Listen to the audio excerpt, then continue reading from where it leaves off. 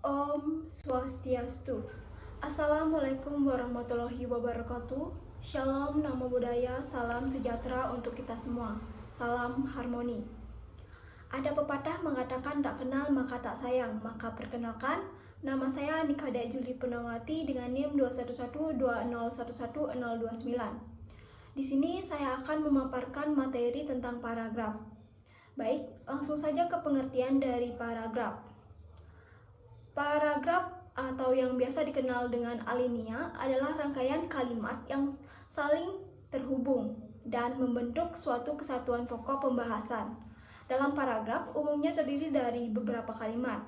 Kalimat yang berkaitan satu sama lain akan berisi suatu topik pikiran tertentu yang akan atau sedang dibahas.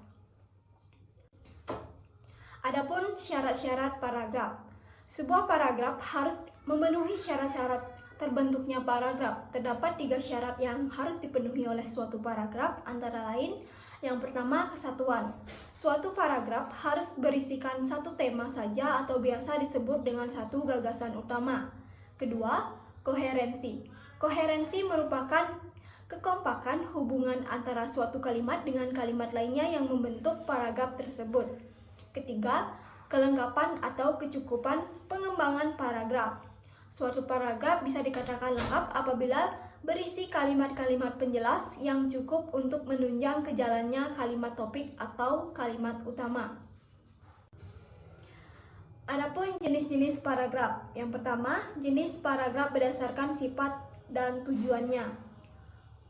Bagiannya, paragraf pembuka. Setiap tulisan pasti memiliki paragraf pembuka atau kata penghantar karangan tersebut atau penghantar pokok pikiran.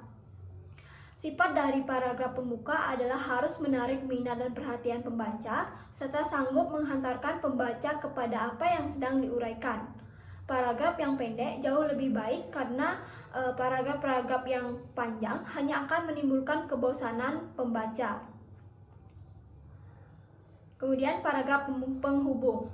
Paragraf penghubung adalah semua paragraf yang terdapat di antara paragraf pembuka dan paragraf penutup. Biasanya pada paragraf penghubung berisi inti pembahasan yang dikemukakan oleh penulis. Dalam pembentuk paragraf, penghubung harus diperhatikan secara teliti agar hubungan antara paragraf satu dan yang lainnya teratur dan tersusun secara logis. Sifat paragraf ini bergantung pada jenis karangannya. Dalam karangan yang bersifat deskriptif, naratif, dan eksposisi, paragraf harus disusun berdasarkan suatu perkembangan yang logis. Kemudian, paragraf penutup. Paragraf penutup adalah paragraf yang ditunjukkan untuk mengakhiri suatu karangan atau bagian karangan. Dengan kata lain, paragraf ini mengandung kesimpulan pendapat dari apa yang telah dibahas dan diuraikan dalam paragraf penghubung. Kedua, ada jenis paragraf berdasarkan letak kalimat utama. Bagiannya paragraf dedukatif. Pada paragraf ini dimulai dengan mengemukakan persoalan pokok atau kalimat utama. Selanjutnya, diikuti dengan kalimat-kalimat penjelas yang berfungsi untuk menerangkan kalimat utama. Pada paragraf ini biasanya dikembangkan dengan metode berpikir deduktif, dimulai dari yang umum menuju ke yang khusus. Caranya yaitu dengan menempatkan gagasan pokok pada awal paragraf. Kalimat utama pada paragraf ini terletak pada awal paragraf. Kemudian, paragraf induktif. Paragraf induktif dimulai dengan mengemukakan penjelasan atau perincian, lalu kemudian ditutup dengan kalimat utama. Paragraf ini dikembangkan dengan metode berpikir induktif dari hal-hal yang khusus ke hal yang umum. Kemudian paragraf gabungan atau campuran. Paragraf gabungan atau campuran merupakan paragraf yang kalimat topik ditempatkan pada bagian awal dan akhir paragraf. Kalimat terakhir paragraf ini berisikan pengulangan dan penegasan kalimat pertama, tetapi pada dasarnya paragraf ini tetap memiliki satu ide pokok. Kemudian paragraf tanpa kalimat utama atau kalimat utama pada seluruh paragraf. Paragraf jenis ini tidak memiliki kalimat utama, berarti pikiran utama tersebar di seluruh kalimat yang membangun paragraf ini. Bentuk paragraf seperti ini bisa digunakan dalam karangan berbentuk narasi atau deskripsi. Kemudian paragraf ineratif. Paragraf ineratif merupakan paragraf yang kalimat utamanya terletak di tengah-tengah paragraf. Kalimat-kalimat penjelas dipaparkan terlebih dahulu baru kemudian diikuti dengan kalimat utamanya dan diakhiri dengan kalimat penjelas lagi. Ketiga, jenis paragraf berdasarkan bentuk unit tulisan atau sifat isinya. Yang pertama, paragraf narasi. Paragraf narasi adalah paragraf yang menceritakan suatu peristiwa atau kejadian. Dalam karangan atau paragraf ini berisikan alur cerita, tokoh, setting, dan juga konflik. Paragraf ini juga tidak memiliki kalimat utama. Kemudian, paragraf deskripsi. Pada paragraf ini berisikan salah satu jenis karangan yang menggambarkan suatu objek sesuai dengan keadaan yang sebenarnya terjadi sehingga pembaca dapat melihat, mendengar, merasakan, mencium secara imajinasi apa yang digambarkan tentang objek yang dimaksud. Kemudian, paragraf argumentasi. Paragraf argumentasi merupakan paragraf yang memberikan bukti atau kebenaran tentang suatu hal. Pada akhir paragraf ini perlu disajikan dengan kesimpulan. Bagian kesimpulan inilah yang kemudian akan membedakan argumentasi dengan eksposisi. Kemudian, paragraf persuasi. Paragraf persuasi merupakan paragraf yang memiliki tujuan untuk mempengaruhi pembaca untuk membuat sesuatu. Kemudian, paragraf eksposisi. Paragraf eksposisi adalah paragraf yang berisikan uraian mengenai suatu topik dengan tujuan memberi informasi atau mengetahui tambahan untuk membaca. Kemudian, ada pola pengembangan paragraf. Pengembangan paragraf merupakan perincian dan pengurutan suatu pikiran yang terpadu yang diwujudkan melalui penataan kalimat-kalimat. Gagasan utama paragraf akan lebih jelas terlihat apabila dilakukan perincian dengan cermat.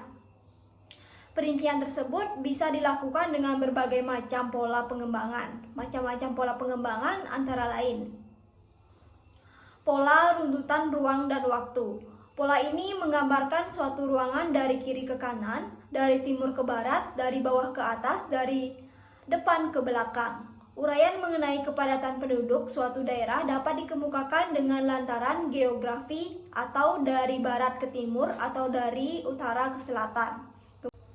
Kemudian pola klasifikasi. Klasifikasi yang artinya membagi sesuatu dengan mengelompokkan ke dalam berbagai kategori atau golongan umum.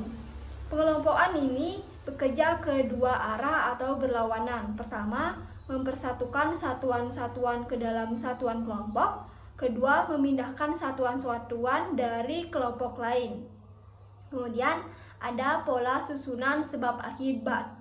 Dalam hal ini, sebab dapat berfungsi sebagai pikiran utama dan akibat sebagai pikiran penjelas. Dapat juga berupa sebaliknya, akibat sebagai pikiran utama, dan untuk memahami akibat kemudian dikemukakan sejumlah penyebab sebagai perinciannya. Kemudian ada pula susunan perbandingan atau pertentangan. Pengembangan paragraf dengan cara perbandingan dilakukan dengan membandingkan atau mempertentangkan sebuah karangan guna memperjelas suatu paparan. Kegiatan perbandingan dapat berupa penyajian persamaan dan perbedaan antara dua hal atau lebih. Kemudian, pola analogi. Pada pola ini, uraian didasarkan pada kesamaan dari dua hal atau lebih, dua hal yang dibandingkan secara sistematis untuk menemukan persamaan.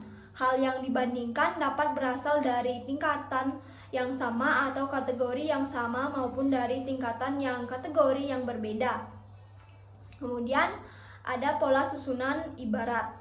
Pola ini memiliki kemiripan dengan pola susunan perbandingan, di mana keduanya membandingkan dua perkara atau lebih, tetapi hal yang membedakan yaitu terletak pada hal atau perkara yang dibandingkan.